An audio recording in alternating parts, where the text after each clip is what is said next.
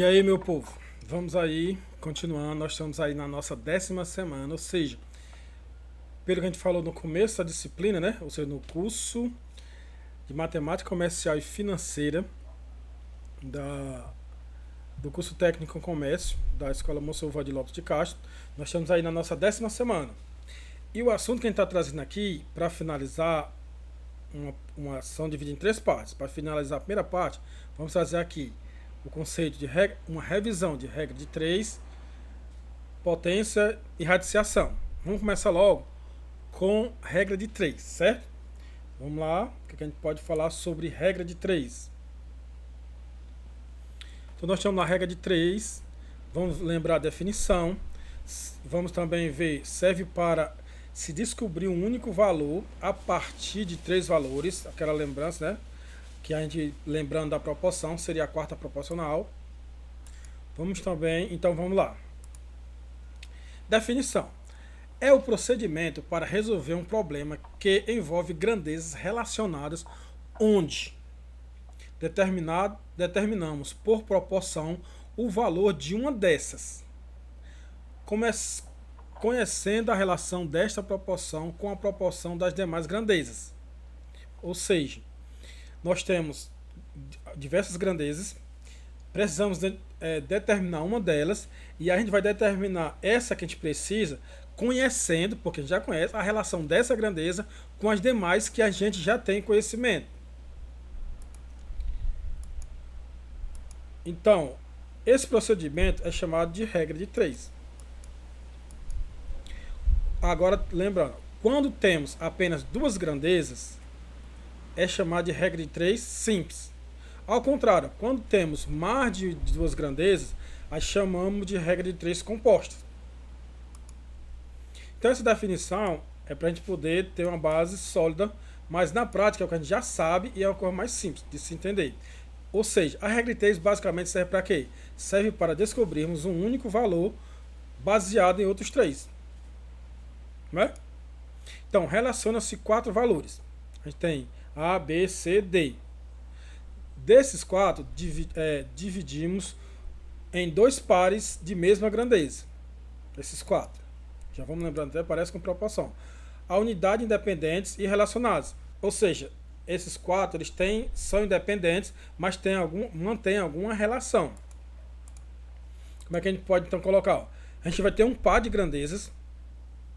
Por exemplo, se a gente for falar sobre produção, tipo um pedreiro construindo um muro. Aí você vai ter o tempo e a construção do muro em metros, né?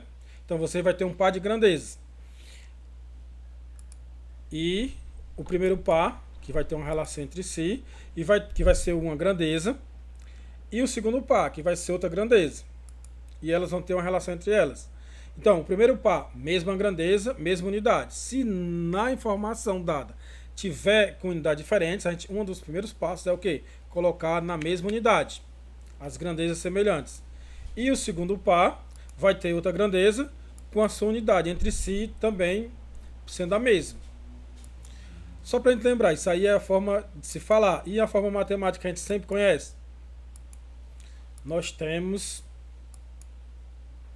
x1 e x2. Ou seja, o x no primeiro momento e o x no segundo momento. Que pode ser normalmente usado x1 e x2, ou como pode ser chamado de A e B, né?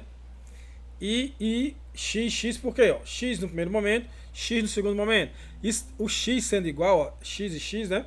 É para demonstrar que a mesma grandeza está na mesma unidade. Só que é no momento 1 e no momento 2. E aí nós temos a segunda grandeza, que a gente vai chamar de y. Aí no primeiro momento é o y1 e no segundo momento o y2. Certo? Mas na prática, para a gente ver aqui, ó, regras de 3 simples. Primeira coisa que a gente tem que fazer, que a gente vai lá ter um problema. Foi contratado um pedreiro para fazer um muro, e aí o pedreiro foi feito, ele estabeleceu que faria o muro a tantos metros de muro em tantos dias. Tá lá. Aí a gente vai pegar as informações lá do problema e organizar em uma tabela. Então a gente vai pegar a situação 1, que é o primeiro momento, e a situação 2, segundo momento. E vamos fazer uma tabela. Situação 1, situação 2, nas linhas e nas colunas. Grandeza 1, grandeza 2. Veja, A é a unidade da situação 1. P é outra unidade na situação 2. 1 também, né? Então vejam. E a situação 2? Tem um C e tem um D.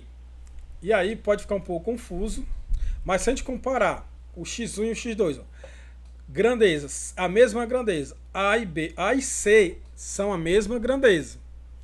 B e D são outro tipo de grandeza, mas entre si são iguais, certo?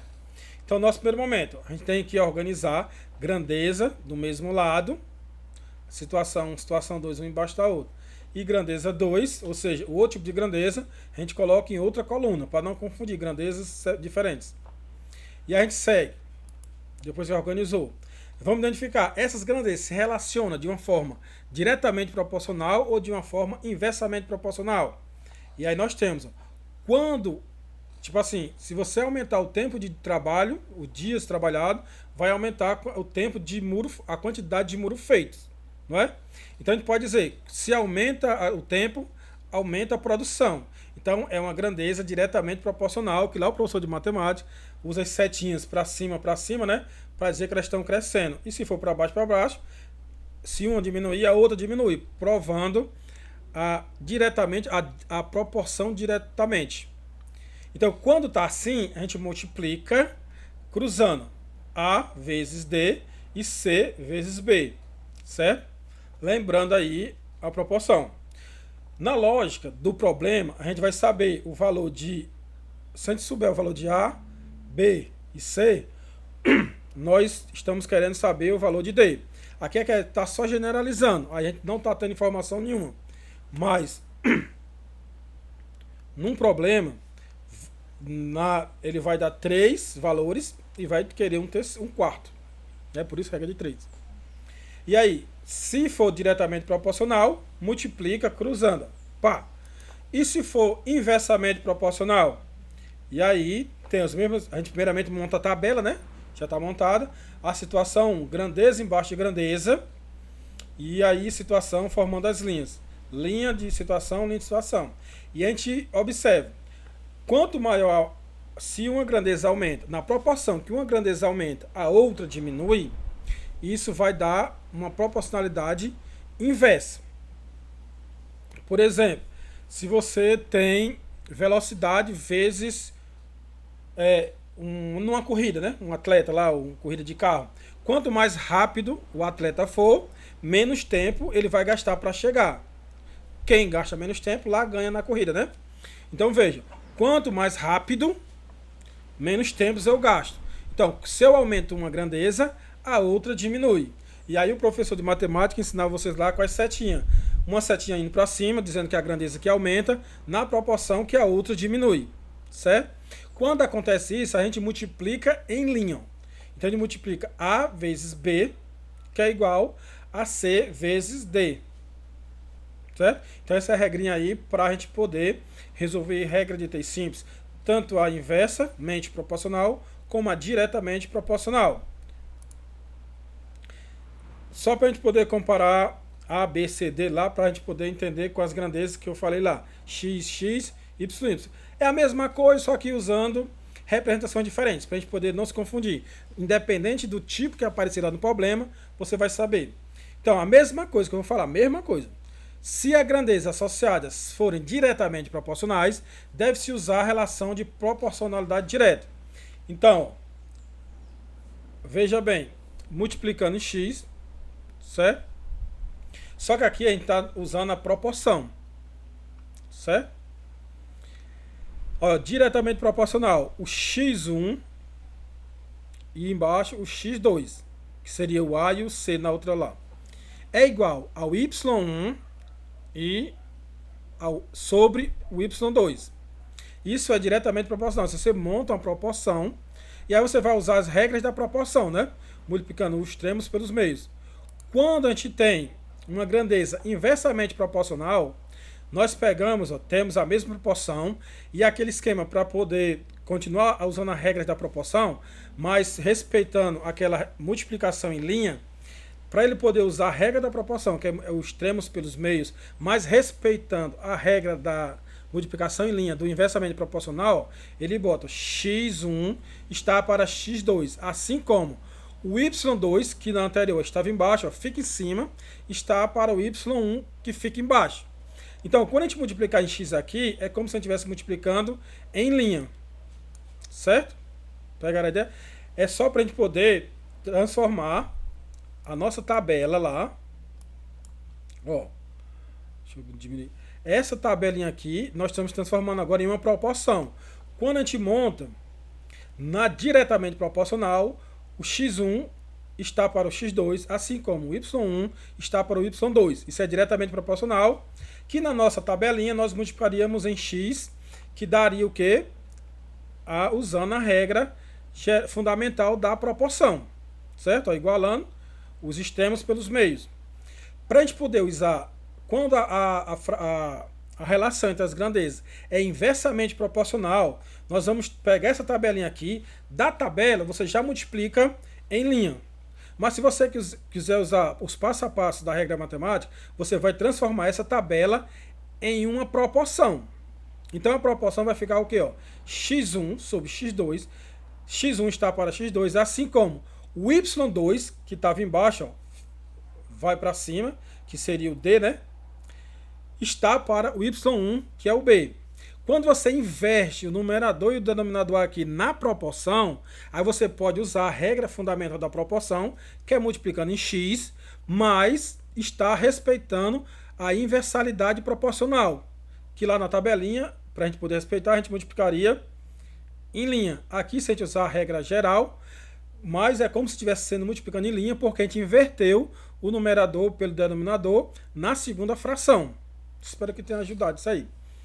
Mas na prática, para resolver problema na área comercial, vai se ter essa burocracia? Não, é só para a gente poder não esquecer que a regra é essa.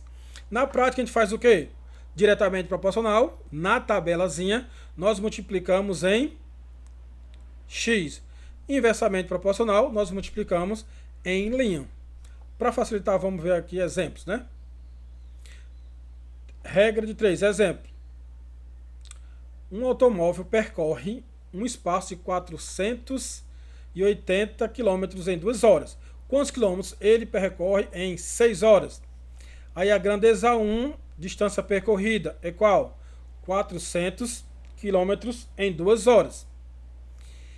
E a distância final, que é a que a gente quer saber, em 6 horas, a gente não sabe. Então, é o x.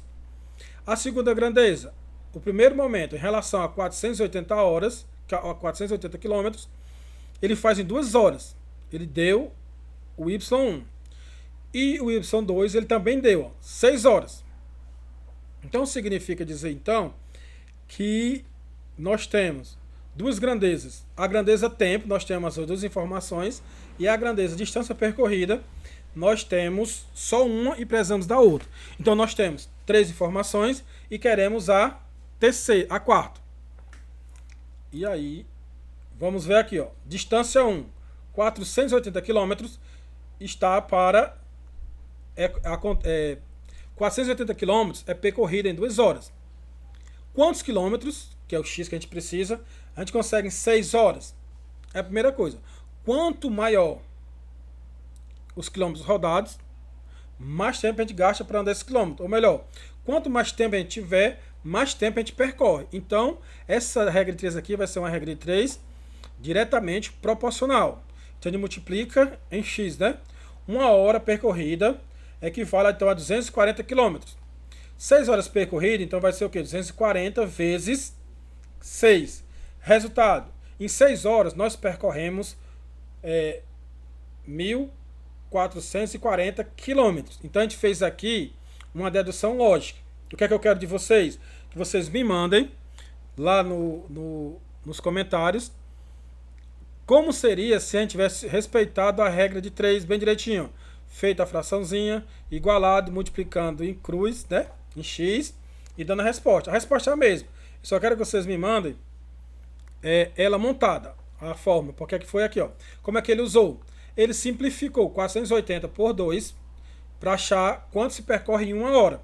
que é 240.